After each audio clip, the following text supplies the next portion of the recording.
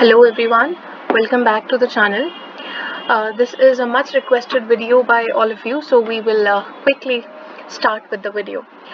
Okay, so today we have chapter number 8, Teachers, which is a poem. Teachers is written by Tasneem Hussain, and it talks about girls who belonged to the poor households who have the access, यानी उनके पास limited opportunities ही हैं, who have the access to limited opportunities, they are not very rich. They dream of becoming a teacher. For these girls कौन है यहाँ पर, जो कि poor households को belong करती हैं. Their teachers are an inspiration to be courageous, to be bold and independent. इनकी जो teachers हैं ये इनको inspire करती हैं कि वो courageous बने, वो bold बने, अपनी आवाज़ जो है वो दूसरों के सामने रखना सीखें, अपनी बात रखना सीखें और independent बने. The poet motivated these girls to dream big and achieve success in life. और poem के end में जो poet हैं तस्नीम हुसैन, वो motivate करती हैं इन गर्ल्स को कि वो अपने जो भी ड्रीम्स हैं उनको फुलफिल करें और अचीव करें अपनी लाइफ में. ओके, सो ये पूरी समरी है इस पोएम की, जहाँ पर हम बात करते हैं उन गर्ल्स के बारे में जो कि स्कूल जा रही हैं. जो रोड है वो स्कूल तक वो इतनी साफ नहीं है, उसके अंदर होल्स हैं, पॉट होल्स हैं. सो एक छोटा सा पैच ही है जो साफ है और उसी को क्रॉस करते हुए वो जो गर्ल्स हैं वो जा रही हैं अपने स्कूल. एंड जो वो गर्ल्स हैं उनके ऊपर अपने सिबलिंग्स की, अपने ब्रदर्स एंड सिस्टर्स की भी रिस्पॉन्सिबिलिटी है. वो खुद सिर्फ 8 ईयर्स की हैं बट उनके ऊपर उनकी रिस्पॉन्सिबिलिटी है, उनके लिए खाना बनाना है, उनकी केयर करनी है. एंड लोग भी उनको यही बोलते हैं कि तुम्हारी किस्मत ही यही है, तुम्हें ऐसे ही करना है और ऐसे ही हमेशा अपनी लाइफ आपको जीनी है. तो यहाँ पर पोएट जो है उनको ये वो बोल रही हैं कि आप अपनी स्पिरिट मत खो, यानी डोंट लूज होप. आप अपनी मेहनत करो, हार्ड वर्क करो एंड जो आपने ड्रीम्स सोचे हैं उनको फुलफिल करो, इस लाइफ से आगे बढ़ो. There are other things than marriage. तो यहाँ पर वो सिखा रही हैं उनको कि सिर्फ शादी करना ही आपका एक गोल नहीं होना चाहिए, उसके अलावा भी बहुत सारी चीज़ें हैं. राइट, सो ये इस पोएम की एक जिस्ट है. I will quickly move on to the question and answers because काफ़ी request हुआ था इस चीज़ का, so I'm sorry for being late. I could not get any time.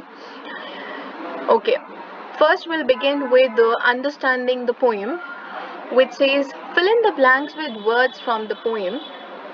So the poet visited her home in a country which was almost, the answer is foreign to her, यानी अब उनको बहुत time हो गया था यहाँ पर आए हुए. So she did not know about what all changes have come in the country. The school was surrounded by dash canals and angles of dash. Let's see what is the answer.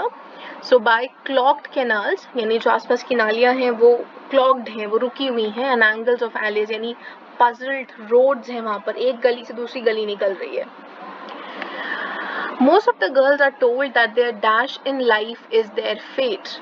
यानी उनकी किस्मत में क्या लिखा है, struggle लिखा है. that their lot in life is their fate. lot in life means उनकी लाइफ में बहुत स्ट्रगल्स हैं और वही उनकी किस्मत है, ये लोग उनको बोलते हैं. Poor girls in the poet's country got married at the age of, poem में given है कौन सी एज में मैरिज हो जाती है वहाँ पर उनकी कंट्री में, at the age of 15. बहुत टेंडर एज है एंड लीगली तो ये वैलिड भी नहीं है. The poet says that a dash is not the only thing a woman should aspire to be. Aspire means desire. आप कुछ करना चाह रहे हो तो वो आपकी aspiration है. वो क्या चीज़ है, that a wife is not the only thing a woman should aspire to be. जैसे अभी मैंने बताया, पोएट उनको ये समझाती हैं that आप वाइफ के अलावा भी बहुत कुछ बन सकते हो लाइफ में. Then the poet urges the girls to dash of a better life. वो किस चीज़ के लिए उनको मोटिवेट करती हैं, to dream of a better life. सोचोगे तभी होगा ना. तो the poet urges the girls to dream of a better life. I hope these are clear. Then we have RTC's reference to context questions. These are important questions. The girls with a little money get to see a little further, get to dream a little bigger. Where did the poet see the girls? Describe the locality. तो कहाँ पर poet ने इन girls को देखा था? So during a visit to her hometown in Bangladesh, the poet saw the girls as they entered their school. तो जब girls enter कर रही होती हैं school, उस time पर poet ने देखा इन girls को. And the school was in the middle of a crowded, noisy locality. Usually schools जो हैं वो थोड़े शांत जगह पर होते हैं, आसपास ट्रैफिक कम होता है. बट यहाँ पर जो स्कूल था, it was in the middle of a crowded noisy locality that had a maze of alleys with blocked drains and standing water. और यहाँ पर जो ड्रेन्स थी वो ब्लॉक थी और जो पानी था उनमें रुका हुआ था. तो यानी बहुत सैनिटाइज नहीं थी, बहुत डेवलप्ड जगह नहीं थी वो जहाँ पर वो स्कूल था. What has the poet compared the girls' dreams with? अब जो इन लड़कियों के जो सपने हैं, जो ड्रीम्स हैं, वो किस चीज़ से कंपेयर किए गए हैं? They have been compared with rubbish, that means garbage burning in dead end streets. यानी जो एकदम गली का जब किनारा आ जाता है, जब वो खत्म हो जाती है, तो वहाँ पर क्या होता है, यूजुअली लोग गार्बेज फेंक देते हैं and then it is burnt away there. So वहाँ से लोगों को सिर्फ क्या दिखता है, जो स्मोक निकलता है उसमें से सिर्फ वही दिखता है, right? So which means that their dreams come to an end just as rubbish does. जैसे गार्बेज जो है वो ऐसे ही फेंक दिया जाता है, जो चीज़ खराब है उसको ऐसे ही फेंक दिया जाता है, तो किसी को कोई कोशिश नहीं करता उसको समझने की. सो लाइकवाइज यहाँ पर भी जो ड्रीम्स हैं उन गर्ल्स के, उनको उस रबिश की तरह समझा गया है. And only their whispers about these dreams shall remain, just as smoke is the only thing that is left behind after rubbish is burnt. यानी जब आप गार्बेज या जो भी चीज़ आप बर्न कर रहे हो उसके बाद सिर्फ एक स्मोक रह जाता है उसके अंदर और तो कुछ नहीं रहता. ऐसे ही जब इनके ड्रीम्स एंड हो जाते हैं, जब इनके ड्रीम्स को सपोर्ट नहीं मिलता है, तो सिर्फ क्या बच जाता है, विस्पर्स बच जाते हैं. यानी वो बहुत ही लो टोन में सिर्फ उसके बारे में बात कर रही होती हैं और कुछ नहीं कह पाती हैं. तो वो बोल्ड नहीं है, अभी उनके अंदर करेज नहीं है अपने ड्रीम्स के लिए फाइट करने का. So that's what this has been described here. What do the girls with a little money dream about? अब जिन गर्ल्स के पास थोड़े से पैसे हैं, लिटिल मनी का यहाँ पर मतलब उनके पास थोड़े से एटलीस्ट पैसे हैं, वो किस बारे में ड्रीम करते हैं? So the girls with a little money dream about becoming doctors, dentists or lawyers. तो ऐसी गर्ल्स जिनके पास थोड़े एटलीस्ट पैसे हैं, वो बेटर कंडीशन में है फाइनेंशियली, वो ड्रीम करती हैं कि वो डॉक्टर्स बनेंगी, डेंटिस्ट बनेंगी या फिर लॉयर्स बनेंगी. What can the other girls not even afford? What is praiseworthy about them? अब यहाँ पर दो तरीके की गर्ल्स की बात की गई है. एक जो बेटर फैमिली को बिलोंग करती हैं, जो फाइनेंशियली थोड़ा बेटर हैं, और एक है जो पुअर हाउस होल्ड्स को बिलोंग करती हैं. तो जिन गर्ल्स के पास थोड़े से पैसे हैं वो डॉक्टर, डेंटिस्ट या लॉयर बनना चाहती हैं, और जो पुअर हाउस होल्ड को बिलोंग करती हैं उनके साथ क्या है, वो they cannot even afford uniforms to go to school. They still manage to go to school. लेकिन फिर भी वो स्कूल जा रही हैं, उनके पास यूनिफॉर्म तक के पैसे नहीं हैं, बट वो फिर भी कुछ अरेंज करते हैं और वो स्कूल जाते हैं. डेली लाइफ में उनके बहुत ज़्यादा स्ट्रगल है, and the struggle is against poverty and the shame associated with it. यानी वो जब स्कूल जाती हैं उनके पास प्रॉपर बैग नहीं होता, बुक्स नहीं होती हैं, शूज़ टोन होते हैं, ड्रेस टोन होती है, तो होता है ना, शर्म तो आती है, थोड़ी सी एम्बैरेसमेंट फील होती है, but they are still going to school इस होप में that they can change their life. So this is what the condition is of other girls. I hope this question is clear. Next is, all these girls want to be every last one teachers. What does the phrase these girls refer to? Acha. So these girls refer to the ones who belong to the poorer sections of the society. These girls यहाँ पर कौन है, जो कि poorer section of society को belong करती हैं. And what are their parents' professions? उनके parents क्या काम करते हैं? Their parents are milk sellers, rickshaw pullers and hawkers selling pots. Clear हो गया? Next we have, what daily struggles do these girls go through? इनके daily struggles क्या क्या हैं? So these girls live in tin-roofed rooms where they cook on kerosene stoves and raise several younger siblings even when they themselves are as young as 8. सो ये जो girls हैं ये कहाँ रहती हैं? टिन रूफ्ड रूम्स में रहती हैं, जहाँ पर ये केरोसिन स्टोव्स पर कुक करती हैं। And they have to raise their younger siblings, जो उनके छोटे भाई बहन हैं उनको भी केयर देना पड़ता है, उनको सर्व करना पड़ता है, खाना बना के देना पड़ता है, जबकि वो खुद 8 years के हैं। The struggles are multiplied when they are told that there is no escape from this fate. और ये जो struggles हैं ये और ज़्यादा increase हो जाते हैं कब? जब उनको ये बोला जाता है कि यही आपकी किस्मत है, आप इससे हट ही नहीं सकते हो, आप इसको चेंज ही नहीं कर सकते हो।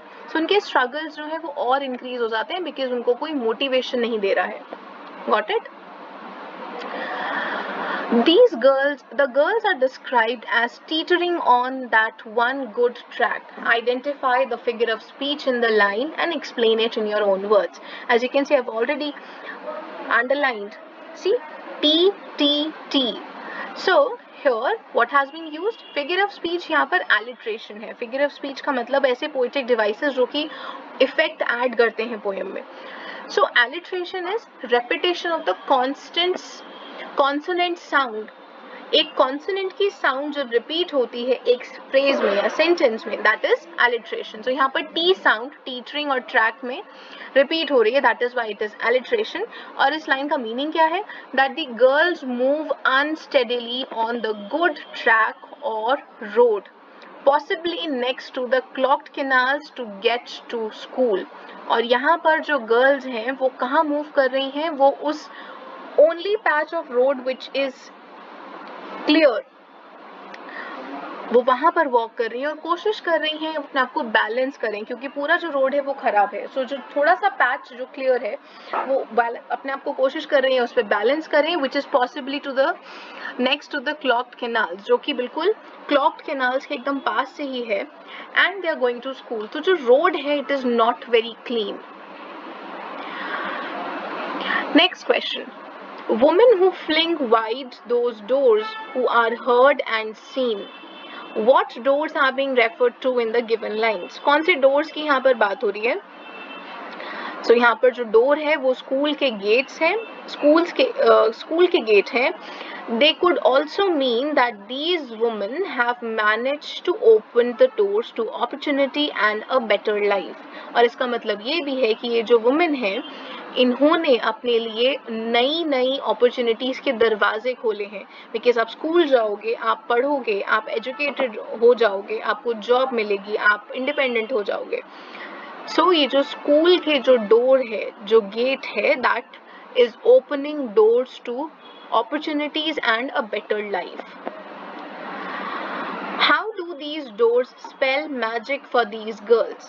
अच्छा, तो ये जो डोर्स हैं ये मैजिकल कैसे हैं उन गर्ल्स के लिए?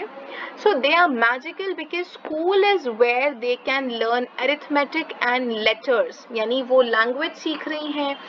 And they are away from the drudgery of their daily lives of cooking and taking care of younger siblings. And जब वो स्कूल आती हैं तो ना ही वो सिर्फ एक नई चीज सीख रही है, बल्कि वो जो उनका डेली स्ट्रगल है जहाँ पर they have to face poverty and उनको स्ट्रगल करना पड़ता है, उस चीज से भी वो अपने आप को थोड़ी टाइम के लिए दूर कर पाती हैं. That is why the school's gates spell magic for these girls. What kind of women do these girls aspire to be? किस तरीके की गर्ल्स ये बनना चाहती हैं? तो गर्ल्स जो हैं वो टीचर्स बनना चाहती हैं. They want to stand proudly and speak up for themselves. वो उन टीचर्स की तरह बनना चाहती हैं जो कि प्राउडली स्टैंड करती हैं, बहुत करेजियस हैं एंड वो अपने लिए बोल सकती हैं. इन गर्ल्स के आसपास जो उनको अलग दिखता है अपने से, वो कौन है? सिर्फ टीचर्स. जहाँ पर वो स्कूल में पढ़ रहे हैं वहाँ की जो टीचर्स हैं वो अच्छे से उनको सिखाती हैं, वो अपनी आवाज़ रख पाती हैं बोल्डली, किसी से डरती नहीं हैं. तो इसीलिए जो गर्ल्स हैं वो टीचर्स बनना चाहती हैं. They do not get married off at the young age of 15 and have a job, financial freedom to look forward to as well. और ये जो टीचर्स हैं जो उनको स्कूल में पढ़ा रही हैं वो इंस्पिरेशन क्यों है? क्योंकि वो जल्दी शादी नहीं कर रही हैं, 15 ईयर्स की एज में उनकी शादी नहीं हो रही है, एंड वो फाइनेंशियली फ्री है, यानी कि वो फाइनेंशियली इंडिपेंडेंट है, वो किसी पर भी पैसों के लिए डिपेंडेंट नहीं है, उनके पास एक अच्छी जॉब है.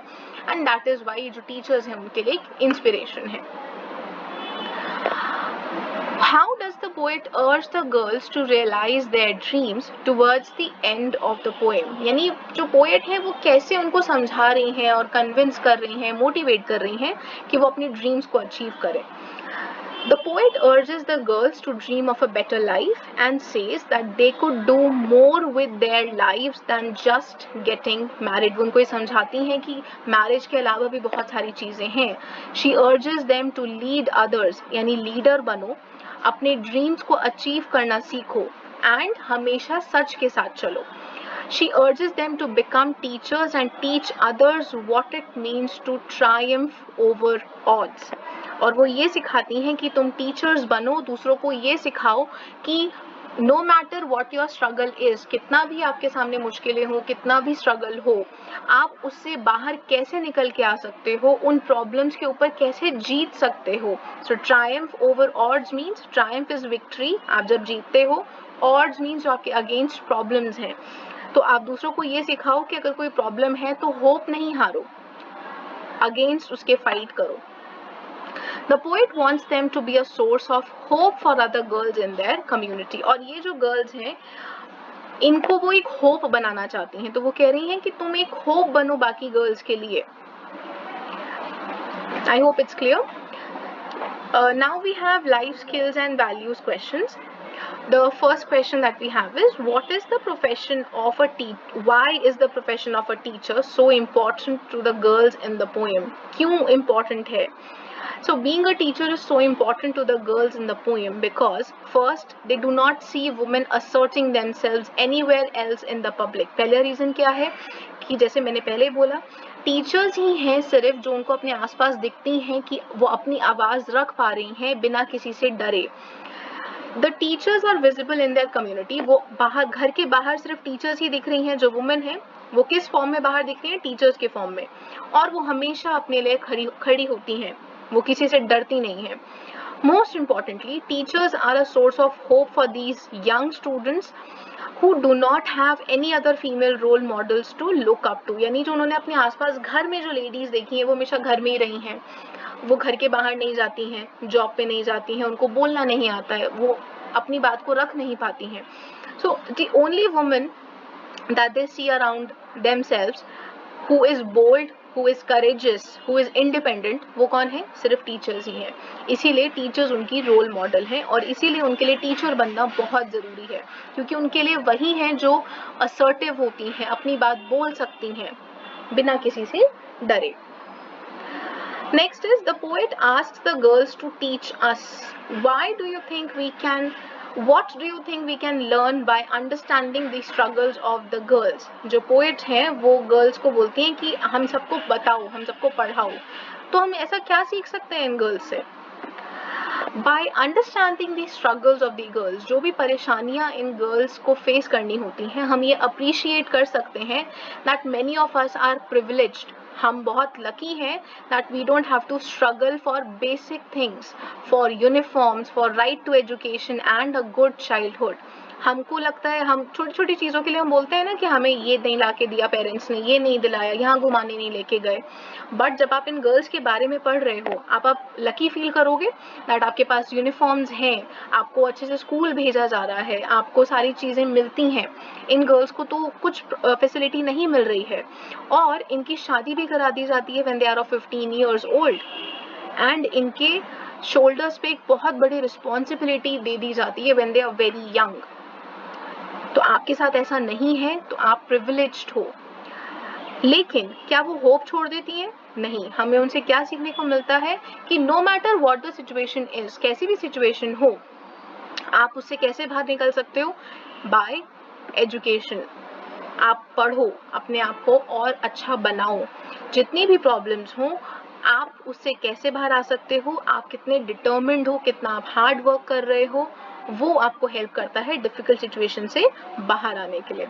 और यही हम इन गर्ल्स से सीख रहे हैं. Clear? Do you find any similarities with your own country in the poet's description of her hometown? यानी जैसा उन्होंने बताया कि मेरा होम टाउन जो है बांग्लादेश में वो ऐसा है, आसपास की सड़कें ऐसी हैं, तो क्या आपको ऐसा लगता है कि इंडिया में भी ऐसा कुछ कलरफुल होता है, साउंड होती है बहुत ज़्यादा? So yes, ऐसा होता ही है. Loud sounds, crowds and bright colors are similar to those in our country, India. तो इंडिया में भी ऐसा ही है, जो रोड है वो बहुत कलरफुल होती है, बहुत भीड़ होती है, शोर होता है. अब तो हमें इतना नहीं देखने को मिलता बिकॉज पैंडेमिक है, बट उससे पहले तो हमें मिलता ही था. The descriptions of the blocked canals, alleys, rickshaw pullers, hawkers are also quite familiar.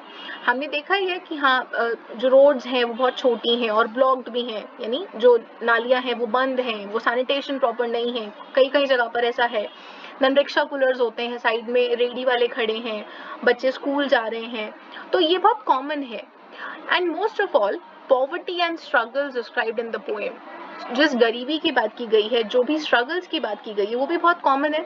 जो विलेजेस में लोग होते हैं, जो हमने देखा ही है कि ट्रैफिक सिग्नल्स पे भी ऐसे बच्चे होते हैं जो प्रॉपरली उन्होंने कपड़े भी नहीं पहने होते हैं. तो ये क्या है? दिस इज ऑल पॉवर्टी, और ये हमने अपनी कंट्री में भी देखी है. तो हम इस चीज से बाहर कैसे आ सकते हैं?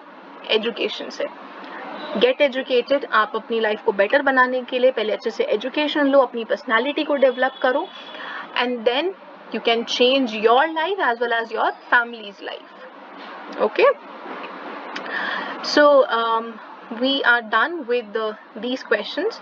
I hope you have understood all these questions very clearly. Then there are vocabulary questions also which I want to discuss. So यहाँ पर poem में बात की जा रही है simile and metaphor की. Simile and metaphor again these are two figures of speech, poetic devices हैं. तो simile and metaphor क्या है? सिमिली और मेटाफर हम दोनों ही कंपैरिजन के लिए यूज करते हैं, लेकिन एक डिफरेंस क्या है? सिमिली में हम डायरेक्टली कंपैरिजन करते हैं लाइक और एज को यूज करके, बट इन मेटाफर हम इनडायरेक्ट वे में उनको कंपेयर करते हैं. Clear? Let's see. First it says we have to identify life is a journey. यहाँ पर लाइक और एज का कोई यूज नहीं हुआ, so which that is why it is a metaphor. Life is compared to a journey that has its ups and downs and a destination. इसका meaning ये है. I am an owl while my brother is a lark. What is it? It is again a metaphor because आप identify कैसे करोगे? As और like अगर sentence में use नहीं हुआ है then it is a metaphor. यहाँ पर बोला गया है मैं एक उल्लू हूँ और मेरा जो brother है he is a lark. That means he is like. So I prefer to stay up at night just as an owl does, while my brother is a morning person just like the lark that is active at dawn. So एक morning person होता है और एक night person होता है. When she spoke in anger, her words were daggers. यानी जब वो गुस्से में थी तो उसके words कैसे थे? As her words were daggers. Again यहाँ पर लाइक और एज यूज नहीं हुआ है तो मेटाफर है. सो डैगर्स होते हैं नाइव्स, तो उनकी एबिलिटी होती है कि किसी को हर्ट कर सकते हैं. So her words were like daggers. After the teacher scolded them the boys were as quiet as mice. अब आपने देखा, सो यहाँ पर एज यूज हुआ है, that is why it is simile. इसका मतलब क्या है? That the boys were very quite. वो कितना शांत हो गए? जैसे कि चूहे एकदम शांत हो जाते हैं. Her voice was music to my ears. Again, it will be a metaphor because is like और as use नहीं हुआ है. Her voice was very sweet to her ears. इसका ये meaning है. She remained as cool as a cucumber. As use हुआ है so simile. So cucumber एक vegetable है जो कि cooling qualities से भरा होता है. हम गर्मियों में खाते हैं ना ताकि हम ठंडे रहें. So she was calm and cool. I was so tired that I slept like a dog. अब like use हुआ है तो क्या है? Simile. That means जैसे dog होते हैं बिल्कुल ऐसे stick की तरह, wooden stick की तरह बिल्कुल हिलते ही नहीं, ऐसे सोते हैं. तो I slept like a dog. I hope it's clear. Okay. Next यहाँ पर हम बात करेंगे imagery के बारे में. So imagery क्या है? Imagery is words which help you to imagine something described in the poem or a story. जब आप ऐसे वर्ड्स यूज करते हो जिससे कि आपके माइंड में एक पिक्चर क्रिएट हो जाती है, या फिर कोई साउंड आपने पढ़ा, साउंड वर्ड पढ़ा, उससे एक इमेज आपके माइंड में बन गई. आपने एक ऐसा वर्ड पढ़ा जिससे कि आप फ्रेग्रेंस आप स्मेल कर पा रहे हो, आप इमेजिन कर पा रहे हो स्मेल को, that is imagery. So poem में भी यहाँ पर इमेजरी यूज हुई है. हमारे पास कुछ लाइंस हैं, लेट्स सी उसमें कौन सी इमेजरी है. Where sounds are louder and colors are brighter and voices clamor and surround. So there is sound imagery जहाँ पर sounds are louder, voices clamour यानी बहुत शोर है. We seem to hear many voices blending into a deafening noise. यानी इतना शोर है कि आपको आसपास और कुछ सुनाई ही नहीं देगा. That makes it impossible to understand what is being said. Colors are brighter. अब आप imagine कर पा रहे हो, तो that is visual imagery. जब आप सुन पाते हो, that is sound imagery. आप जब imagine कर पा रहे हो एक image को, that is visual imagery. जहाँ पर place को describe किया गया है, that is brighter than another place that the poet referred to previously, probably because the poet is more aware about the sensations around her here. So यहाँ पर वो poet बात करती हैं उन गलियों की जो बहुत ज़्यादा bright हैं. Burning like rubbish in dead end streets, whispering like smoke blown on the breeze. अच्छा, तो यहाँ पर किस चीज़ की बात हो रही है, आप क्या इमेजिन कर पा रहे हो? तो यहाँ पर visual, sound and smell imagery तीनों का कॉम्बिनेशन है. विजुअल यानी आप जब एक पिक्चर इमेजिन करते हो, साउंड इमेजरी एक साउंड इमेजिन करते हो, एंड स्मेल इमेजरी यानी जब आप एक फ्रेग्रेंस को इमेजिन कर पाते हो, आप रिकलेक्ट कर पाते हो. So we imagine the dreams of the girls burning like heaped up rubbish in the streets and giving off a burning smell. The remains of the dream seems to whisper like the smoke rising from the burning rubbish. तो हम ये scene imagine भी कर पा रहे हैं that rubbish is burning at the end of the street. जो उसमें से whispers जो वर्ड यूज किया है वो साउंड वर्ड है, एंड जो स्मेल आ रही है जलने से that is a smell imagery. In tin roofed rooms at kerosene stoves. Okay, so this is an example of visual imagery. आप imagine कर पा रहे हो ना कि kerosene stove है, tin roof है, आप ये imagine कर पा रहे हो. And the man who hawks pots on his back. So यहाँ पर this is an example of sound imagery as we can imagine hawkers calling out their wares as they try to sell them. आपने देखा होगा ना जो गलियों के कोनों में जो रेडी वाले खड़े होते हैं वो बोलते हैं जोर जोर से कि हमारा ये ले लो ये ले लो. तो वो क्या कर रहे हैं, they are calling out their wares. जो भी उनके पास सामान है वो बेच रहे हैं, तो वो बोल के अट्रैक्ट कर रहे हैं कस्टमर्स को. सो वो क्या है, एक साउंड इमेजरी है. Clear? Okay, now one paragraph is given us and we have to identify the type of imagery used here. What do you weigh, O ye vendors? Saffron and lentil and rice. What do you grind, O ye maidens? Sandalwood, henna and spice. What do you call, O ye peddlers? Chessmen and ivory dice. Let's see.